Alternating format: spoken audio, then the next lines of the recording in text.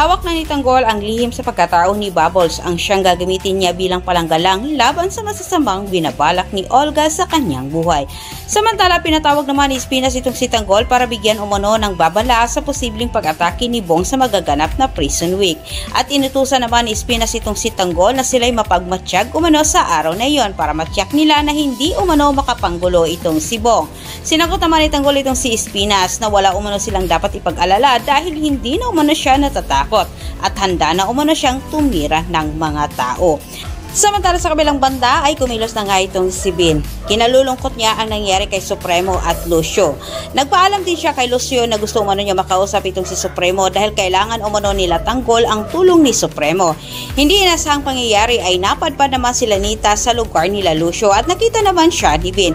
Sinamantala ni Bin ang pagkakataong ito para matanong itong si Mersing tungkol sa asawa ni Mokang ayon sa utos ni Tanggol sa kanya. Nalungkot naman itong si Bin nang natuklasan niya na hindi pala alam nila Mersing ang totoong nangyari kay Mokang. At sa mga oras na yon ay gusto nang sabihin ni Bin kala Mersing ang totoo na wala na itong si Mokang, ngunit pinipigilan din siya sa pag-iusap ni Tanggol sa kanya. Nagtataka naman itong sila Mersing kung bakit marami umanong tanong itong si Bin tungkol kay Alberto. Ngunit sila pinaniwala ni Bin na kaibigan umano niya itong si Mokang.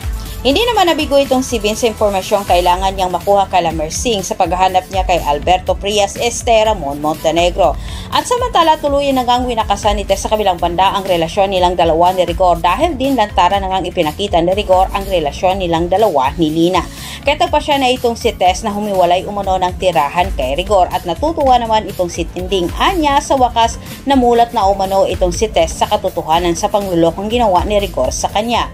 Tumakbo naman sila Tinding dito kay Senyora para hingian ng tulong. Samantala sa kabilang banda, sa pag-uwi ni Senyora sa kanyang mansyon ay pinapahanap din niya sa kanyang mga tauhan itong si Tinding sa Quiapo para bigyan umano niya ito ng gantimpala sa pagligtas si Tinding sa kanyang buhay. Habang pinapahanap naman ni Senyora sa kanyang tauhan itong si Tinding ay maya-maya lang nakatanggap din siya ng tawag mula kay Tinding. At hindi naman nagpatumpik-tumpik itong si Tinding, agad niyang sinabi kay Senyora na kailangan umano niya ng tulong mula kay Senyor. Pinapunta ni Senyora itong sila Tinding sa kanyang mansyon para doon umano pag-usapan ang tulong na kailangan ni Tinding sa kanya.